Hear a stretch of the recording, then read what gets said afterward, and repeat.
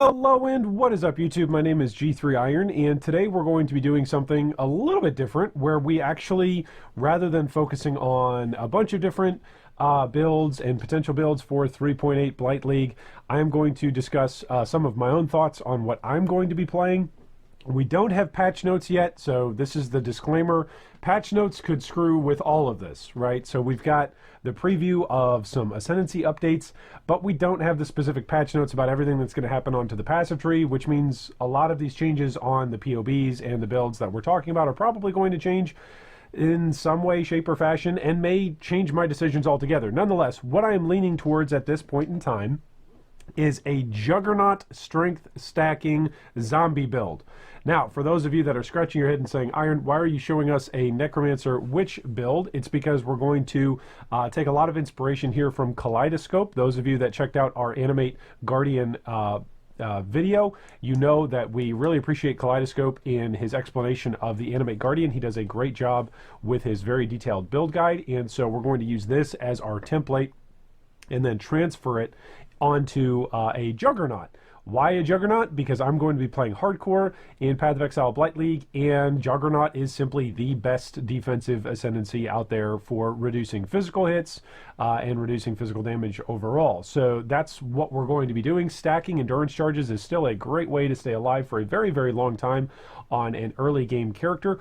Also, playing Juggernaut early on allows you to pivot to different things. So depending on what it is that you get to drop during your league start, when you're playing hardcore, it could be that you get a particularly decent, what would otherwise be a terrible unique in softcore league, but maybe a decent drop of a unique while you are leveling, and so you go, oh, I was going to play a spell build, or oh, I was going to play a totem build, or oh, I was going to play this minion build, and now all of a sudden I got a unique that's got really good, let's say, physical attack damage, so now I'm going to swap over to an attack skill. Juggernaut doesn't lock you into any particular playstyle as you are leveling, which is really nice. Some of the only disadvantages that are going to be there that are present for all of us at the beginning of the league, which is that we won't have leveling uniques as gear that is available to us, and it'll be a little bit of a pain to grab the particular sets of skill gems that we need to get this build up and running. So those are all of the negatives, or at least some of the negatives. I'm sure some of you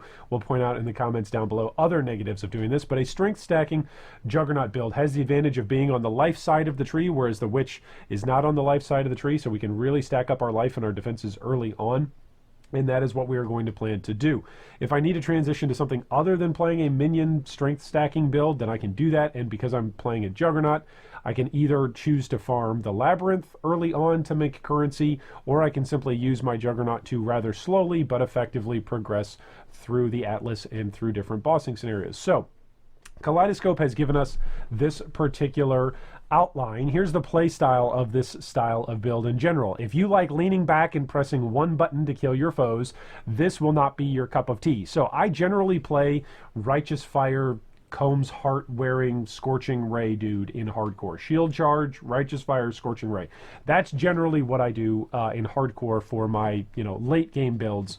And by late game for me in hardcore is like level 85, 90 would be pushing it, just because generally I die before then in a hardcore league. So this league, we're going to try to push that. I'm going to try to hit multiple characters, hit level 90, which for me would be a big accomplishment in hardcore league. We'll see if we can make that happen. In Synthesis, which was the most recent hardcore league that I played, I only got a guy up to level 86, and then I pretty much pansied out from there and just spent all of my time making currency and crafting, which was really fun, but it wasn't necessarily pushing the character to the limits of what they could do. Do you want to feel like you are the Lord of Death and Carnage itself with all that comes with it? Then this is something for you. This build makes you press quite a few buttons as you need to pop flesh offerings with Desecrate and the offering itself. You need to micromanage your zombies by spawning skeletons and convocate your minions while leap slamming through your foes. For a preview of what this is like playing the build, I suggest you check out one or two of the videos down below, which he's got great videos here. I highly recommend you go and check these out. He's got the Minotaur map full clear, a Phoenix map full clear, and then an Uber Elder kill, which he's not even using his full end game setup on. And he's able to take out the Uber Elder. So it's pretty convincing in terms of a proof of concept video. Now, some pros and cons of this particular build. The pros, it's very high DPS. The zombies max out at about 14 million Shaper DPS, while skeletons add an additional 7 mil DPS when they're maxed out. Maxed out meaning you've got vulnerability, Avian's Might, and double effective Pride inflicted. We're not going to get any of that in hardcore. Let's just, for me, maybe you will. But for me, I'm not going to get any of that in hardcore. I'm not going to survive long enough to throw that amount of currency onto a single character. Most of the time for me, spending several X on a single character is asking for that character to die in the very next map that I go into. So that should let you know some of my risk aversion to spending big currency on a single character. Generally, for a league start character, and we'll have some more videos coming out later on in the week on this. But generally for a league start character, you want it to be budget friendly, so that way you can go make currency and then go build additional characters in hardcore. Because in hardcore, it's a little bit of a stretching mentality and a little bit of a switching mentality. But rather than playing a character, you're more often than not playing a stash. Right? You're building your currency for your stash, you're building your items for your stash, so that way you can pull from your stash as you play different characters. Whereas in softcore, it's a little bit like, okay, your character's never going to have to reset, you're never going to need leveling stuff. You know, that leveling gear that you use to get past, you know, let's say Act 5, Act 6, you're never going to touch it again, you're going to sell it for 1C, whatever. In hardcore, you can develop, you know, a relationship with this stuff as you level through. So there's some very top-end stuff that, to me, is not a pro. To me, that's actually a con in playing this as a league starter. So we're not even going to necessarily count that as a pro. But for those of you that are wanting to top out the DPS on this, then this is a pro, because this can be a very effective boss killer the more currency you dump into it. Okay, this build is also very tanky. It gets to 35k plus effective HP with Vol Molten Shell and Flask Sup, and a 2% juicy life leech of zombie damage, which gives you some fat leeching. It runs all map mods, although you'll need reduced mana cost of skills for leap slamming in no regen maps, and you'll have to resummon zombies in Physical Reflect. Minion damage can be swapped for blood magic on Zombie Link to make it bearable. It clears very well as skeletons linger behind to clear up what you may have missed on. Now, this playstyle, this aspect of the playstyle, we're not sure how this is going to work with the new Feeding Frenzy gem, and along in combination with the new Death Mark ability, where we essentially point at something and our undead horde will rush over there and kill it. This is very good news for those of us that want to stay in very defensive positions, because it essentially means you can hide behind a corner, or if it's an open layout, you can hide behind a rock or a tree. You can stay somewhere where a projectile isn't going to hit you. You can then point with Death Mark at what it is that you want your zombies and your skeletons and your SRS and whatever else you've got summoned, your carrion golem, etc. You can point at what you want them to focus on, and they will focus on that. So there's a lot of options here for defensive gameplay that's hardcore friendly that I like about this. So the fact that the damage is there and it clears decently well through maps and through bosses just means that you'll have to hopefully hide less. But in the scenarios that you do have to hide, you don't have to also hide and worry about your minions being derpy and hiding behind the rock with you. You want them out doing damage. After all, they're your minions. You can just resummon them. That's their whole purpose. You're the necromancer. They're there to serve you. So that way you don't die and become a part of the undead horde. Okay. The endgame gear is quite cheap compared to other builds. Most expensive items top out around 20 exalted, mainly the weapon and the Eyes of the Great Wolf. The Eyes of the Great Wolf that this guy's got is absolutely sick, so is his weapon. Probably not going to get either of those in hardcore. And of course the pro is that it's hardcore viable. So the self-admitted cons of the build are that it has very high actions per minute as you use skeletons to micromanage your zombies. Again, this is a workaround. We won't have to do that. Since they're passive by default, you can also cast Desecrate, Flesh Offering, Convocate, and the occasional Vol Molten Shell. Uses 2 6 links, which can be very expensive early on. For me, I might not use the 2 6 links. For me, I might focus this more just on the zombies rather than the skeletons, and get skeletons maybe up to like a 4 link as soon as possible. But that's just the flexibility of having 2 potential 6 link DPSers, right? You don't need this build to have 17 million Shaper DPS on day 1. You need this to get you to maps and to clear maps and to continue to progress. Zombies die if you go the full DPS route. It can be negated by swapping minion damage for life, since you don't need the DPS. In the end, in the animated Guardian setup can become a bit pricey, 100+ C if you want the real juicy stuff. Okay, and we've dedicated a whole video onto animated Guardian and how to set him up. Now, he's got a path of building, which we will take a look at in just a second. This is the exact copy-paste code from Qlidascope's build. You can, of course, reference this for your own build pleasure and design. It's down below in the video description if you'd like to be messing around with this in POB as well. So the average minion damage that he's got here from his raised zombie, that is level, what is that, 28? So it's 21 plus 7. Is what is that? 200,000 is the average damage per zombie on the slam. And then on the, what is it, default attack, it's 129,000 damage. So if you've got 17 of those, that's a bunch, right? That's a bunch. Now, that's also a very, very high gem level to get up to. And of course, some of this is going to change because, of course, the Necromancer Ascendancy itself has been revamped, and we haven't had a chance to have, you know, the POB updates yet for the new Necromancer Ascendancy. But there's going to be 2 levels that are going to be available for all of your minion gems on the Necromancer Ascendancy. So that's at least going to open up some possibilities for some cheaper routes for this particular build. A couple of things to note about his particular tree. Of course, he comes all the way up and grabs Death Attunement, which gives you increased number of skeletons, increased number of zombies. Of course, he comes over and he grabs Grave Intentions, which is also +1 to skeletons and +2 to the max number of raised zombies. And then he grabs Lord of the Dead, which is +1 zombie, +1 skeleton, along with some other minion life and minion damage stuff.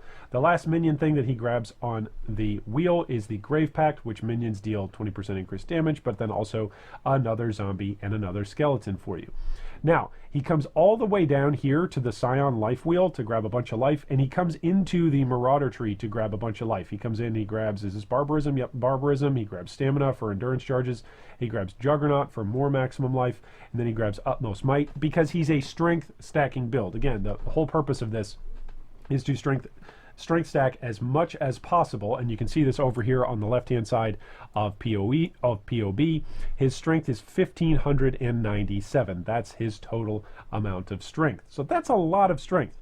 Why is it that you want to stack all of this strength? Well, because he's using the Baron. The Baron provides this particular unique ability that you get +1 to maximum number of raised zombies per 300 strength. So when you hit 1500, this is why he's not going to push much past 1500. When you hit 1500 strength, this is what, 5 extra zombies that you're getting? Which is fantastic, right? If each zombie is doing over 100,000 damage per second with its average default attack and 200,000 damage plus 250 damage-ish on its slam attack, that's fantastic, right? Now, half of your strength gets added to your minions, which means they get more life, but it also means that they get more melee damage, which is fantastic. So there's a lot of different things that are going on here that are working together, right? The hallmark of any good build. But the primary mechanic of this particular build is strength stacking. Now, strength stacking in hardcore is particularly viable because it gives you a bunch of extra life, right? So it gives you life, but it also gives you this offensive enabling ability by stacking a whole bunch of different zombies. Now, I'd mentioned earlier his Eyes of the Great Wolf and his weapon are simply insane. Here's his weapon, the Torment Grinder. The stats on this thing are, of course, crafted +2 to level of socketed support gems. Crafted minions have increased 44% maximum life. Minions deal 40% increased damage. Minions have 27 increased attack speed and 26% increased cast speed. And then he's rolled this sucker so that way it's got 20% chance to maim on hit. And, of course, it's got the +1 to level of socketed gems, and it's got socketed gems are supported by a level 20 main. So what this means is this is actually a pseudo 7 link, right? That's a lot of links. It's really, really tough, and it's really, really expensive. It's got 4 reds and 2 blues on the sockets because his particular skill setup for Raised Zombie is going to be Raised Zombie, Minion Damage, Empower, Brutality, Fortify, and Multi-Strike. That is his particular setup. Again, this is incredibly, incredibly expensive as an end game setup. So this is Qlidascope's basic outline of what we are using for our Juggernaut summoner that I will be using in the upcoming start of the league. So what I've got going on over here is a Juggernaut version of this same style of build. The tree is going to look a little bit different, and I believe I can pull it up so that way we're showing both of them at the same time. Almost. I almost can do that. There we go. All right, so with both trees showing up at the same time, the one on the left-hand side is Qlidascope's, and the one on the right is my theory craft for Juggernaut. So we've got some jewel slots that we really need to hit on both particular builds. It doesn't matter what it is that you're using. Both builds are going to need these jewel slots in order for the strength stacking and for the damage on your zombies. So Violent Dead is a best in slot needed jewel on both builds or on both trees because this is a massive zombie enabler. It reads that zombie attack has 100% increased cooldown recovery, or sorry, zombies slam attack has 100% increased cooldown recovery speed. So this means the thing that your zombies do the most damage doing, which is their slam attack, remember that does right around 250k with his end game setup, right? That has got 100% increased cooldown recovery speed. That's great, right? It means that they're going to be doing the thing that does the most damage more often. Then also, with at least 40 intelligence in radius, raised zombie slam attack deals 30% increased damage, which is fantastic, right? So again, the thing that does more damage is going to do more damage, and it's going to do it more often. You're limited to 2 of these, so you're going to try to get 2 of them and plug them in. You also want to use the Efficient Training Jewel. Efficient Training reads that it gives you flat strength, and then also intelligence from passives in radius is transformed into strength. So we're going to want to do that as well. Now, over on our Juggernaut version of this particular build, we've got 2 Violent Dead set up. They're not necessarily in the optimal spots yet. I've got to figure out exactly which particular jewel spots I want to put these in, but we want the 2 slots for Violent Dead and then 2 slots for Efficient Training. This actually needs to come up here, I believe. Yeah, Violent Dead and Efficient Training need to swap spots, but this is the other Efficient Training spot up here at the top of the tree. We're going to follow very much of the same passive tree as our buddy Qlidascope. We are only at 113 out of 123 in terms of our passive points of what we can spend, because I am planning this build to only survive until level 90. Level 90 is the goal for this particular build that we are going for. So I don't expect to hit level 100 on this bad boy, especially in hardcore. So level 90 is what we're planning for. There's a couple of points that I can move around and decide on, but we're definitely taking Pain Attunement because it gives us more raised zombies and more skeletons. Same thing is true for Lord of the Dead. Same thing is true for Grave Intentions. Same thing is true again down here for Grave Pack. We want to stack as many zombies and skeletons as possible. Now, one of the advantages of going Juggernaut and coming out of the Marauder tree is we're much closer down here to the Scion life wheel and to Constitution. This is a bunch of maximum increased life, and we are much closer to all of these other wonderful nodes down here, like Juggernaut, like Barbarism, and like some awesome Fortify buffs like Steadfast. This isn't one that he's taken. It's one that I might actually go with. I've just got it in here right now as a theory craft. I think it's worth it because I'm pretty much always going to have Fortify on myself, and if I can get my hands on a Kingmaker, then that's fantastic for my Animate Guardian setup. That means that all of my minions that are nearby my Animate Guardian are going to have Fortify. So I generally like to have Fortify on 2 different places if I can, right? If I can have it coming out of Kingmaker, I'm not going to say, oh, I don't want it on my Leap Slam or on my Shield Charge. No, no, no. I'm definitely going to want it on 2 places just in case a minion derps out and my Animate Guardian isn't next to me providing me Fortify. Like those sorts of scenarios are scenarios that you want to account for when you're playing hardcore, because otherwise those are the sorts of scenarios that you lose your characters on, where you go, oh, I should have had my guy next to me, or I should have had Fortify procced. Yeah, you should have, but you were relying on it on your minion, and your minion has derpy AI, so just be aware of that. Also, on this particular tree, we're going to maximize our Juggernaut tree now and just focus on this. I've come down and taken Bloodless just because it's a bunch of extra life and enemies cannot leech life from you. And then Soul of Steel, because this is always good in hardcore. I feel like since physical damage is the most prevalent type of damage in Path of Exile, it's just everywhere. Like, yes, stacking armor has got diminishing returns, but it's got this line, 1% to all maximum elemental resistances, so that puts us from 75 to 76% elemental resistances, which is great. It's generally about a 4% reduction of damage taken per percentage above the cap that you get. There's a whole level of calculation on that. We can do a special video on that if you want, but in general, it's about 4% reduced damage that you're taking. And then 5% additional physical damage reduction. So we're going to take Soul of Steel and stack this on top of, where is it? Unbreakable as a Juggernaut, which is going to give us 5% reduced damage taken, and then 1.5% of total physical damage prevented from hits in the past 10 seconds is regenerated as life per second. So we want to prevent as much physical damage as possible, so that way we can regen that as much as possible. We're also going to come over and take Unflinching. I can make sure that these are actually all selected, by the way.